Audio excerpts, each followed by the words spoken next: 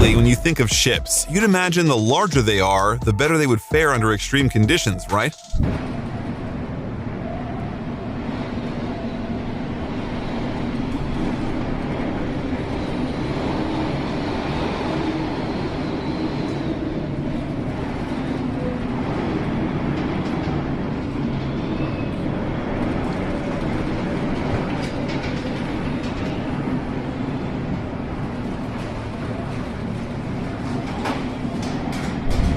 The storm they were facing rated as a 12 on the Beaufort scale, the highest possible ranking.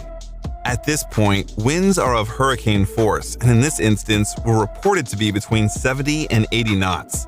As you might expect, nobody was injured, but man, those waves sure are enough to make even the strongest seaman a little woozy.